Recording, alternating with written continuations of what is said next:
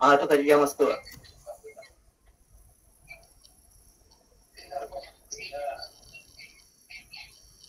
Okey, Cik Khadijah boleh sambung sikit. Sorry, saya salah tekan folder. Habis tu. Sorry. Okey, tadi minta maaf ya, ada sedikit saya salah tekan. Okey, saya ulang balik lah ya. Terima kasih Encik Mazlan. Saya nak sedikit perkongsian. Saya menggunakan aplikasi Desmos untuk kerja, untuk beri kepada pelajar. Aplikasi ini kita boleh gunakan dan dapat lihat membantu kita memudahkan memantau, terutama untuk kertas 2. Okey, dia sama je macam aplikasi lain, tapi aplikasi ni dia kurang guna internet. Kedua, pelajar boleh jawab bila-bila masa. Contoh kalau misalnya internet dia tak kuat, dia cuma boleh jawab nombor 1. Okey, untuk lepas petang nanti dia boleh sambung untuk nombor 2 dan seterusnya. Okey, contohnya lepas tu untuk pengiraan kita boleh lihatlah cara pelajar menjawab, okey, cara dia menulis.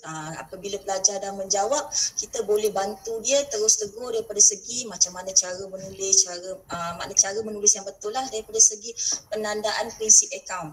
Dan dekat situ kita boleh terangkan terus kepada semua satu kelas lah, sebab Desmos ni dia link dengan Google Classroom. Kita boleh share Desmos masuk ke dalam Google Classroom pelajar untuk kelas mana yang kita ajar lah. Dan Katie nak tanya lah. Ya, saya. Nak tanya. Okey, nak semak tu macam mana? Dia online juga semak online. Kat situlah kelemahan satu untuk Desmos. Desmos ni kalau untuk yang bentuk macam checkbox macam ni, kita boleh semak, budak tu boleh lihat betul atau salah. Tapi kalau untuk kertas 2, kalau setakat ni lah saya pun masih belajar lagi. Untuk kertas 2 dia tak ada macam kita pelajar ni betul semua. Dia tak ada macam tu sebab aplikasi Desmos ni dia lebih kepada matematik untuk pengiraan. Jadi kita bincang dengan pelajar tu. Contohlah kalau macam ni, okey, jawapan pelajar ni betul tak? Kenapa tak betul? Kenapa dia salah? Kenapa dia kena buat macam ni? Kalau daripada segi pemarkahan, kalau dia tak ada, contohnya kalau misalnya belian ni terletak bawah, apa jadi? Apa inventory terletak bawah, inventory awal, apa terjadi? Jadi kita boleh soalan lagi satu. Faham yang tu. Yang soalan yang keduanya, ketika kita menyimak bersama murid tersebut, Lindsay Yi, adakah murid lain dapat lihat? Boleh. Mereka boleh lihat skrin kita macam kita buat Google Classroom, kita buat Google Meet tu. Okey, lagi satu, hanya dalam dalam Google Classroom saja. Google Meet boleh? Boleh, Google Meet boleh. Ni sekarang macam saya ni kan kita tengah buat Google Meet. Sekarang ni saya tunjuk jawapan pelajar saya. Tak, maksudnya dengan budak tu dengan Google Meet lah. Yes, budak kena masuk Google Meet lah maksudnya.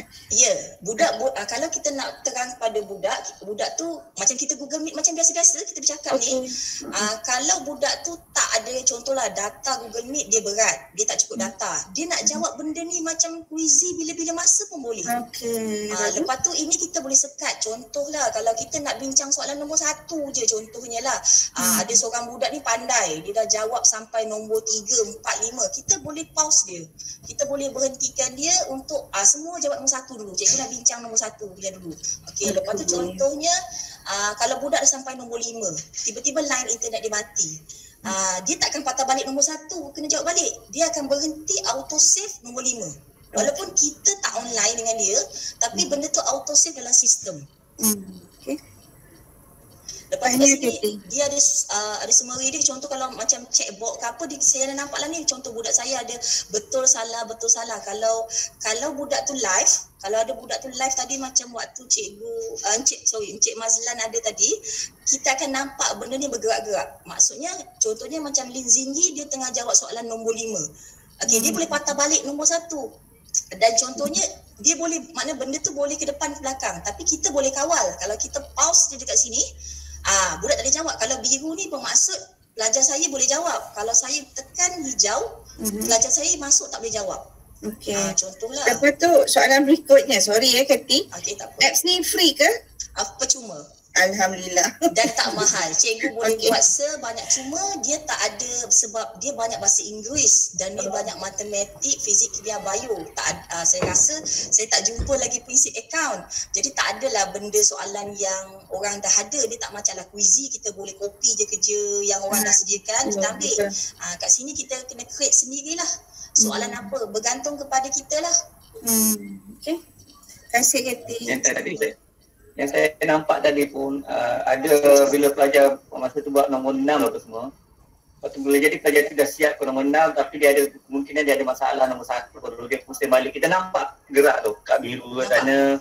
Jadi kita boleh kena pastilah kemungkinan dia ada masalah kat nombor 1 atau nombor 2. So kita boleh tanya murid tu dia apa yang dia tak faham. So itu bila saya tengok tu macam tadi murid pun aktif jugalah. Maknanya ini salah satu cara lah kita nak tarik minat yang murid untuk kerana murid sekarang zaman ada yang terror benda-benda ni lah. Ada yang Contoh memang pakar lah benda-benda ni. Kalau macam ni, kalau perhatikan, ini sekarang ni budak saya ada seorang masuk ni. Balkisah ni dia tengah jawab. Dia jadi warna biru macam ni. Dia kalau ramai yang masuk dia kan ada lampu sana sini lah, dia jadi benda ni berjalan-jalan, bergerak-gerak. Dan dia tak ada limit soalan. Kita boleh create berapa banyak soalan yang kita nak. Okey, ada soalan lagi tak? Itulah saya cadangkan itu lah. Ini salah satu kita kalau boleh kita buat untuk guru kan. Inilah kita buat ladak digital lah. Termasuk ini kalau ada yang TikTok ada video ke, itu pun kita carilah pakar-pakar. Sekarang kita ada dah pakar pasal program ni. Dan saya rasa ini itu macam dia cakap lah, tak ramai lagi yang menggunakan dalam perkawanan. Ini boleh jadi amalan terbaik kita lah kalau nak buat. Setakat ni di Kuala Selangor, Cikgu Khadijah seorang ke yang menggunakan software ni? Tak pasti, tak tahu. Tak Saya pasti. rasa ada dah Kalau cikgu-cikgu yang tahu tanya- guna benda ni. Ramai dah boleh guna, cuma Dalam dia tak grup, dalam grup ni ada yang lain ke? Ada tak? Saya nak tanya dalam grup ni ada yang dah guna ke? dia lebih kepada Puan Khadijah saja. dia lebih kepada subjek sains tulen dan matematik tambahan.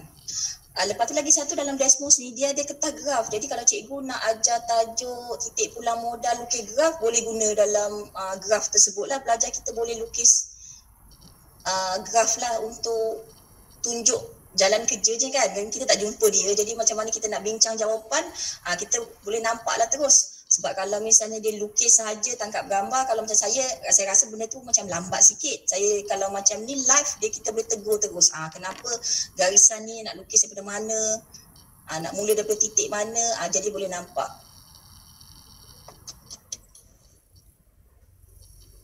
Okey, memang baguslah untuk kita kembangkan ilmu ni pada yang lain. Okey, salah satu program ni dah jumpa untuk guru. Ada lagi tak yang kedua? Cadangan.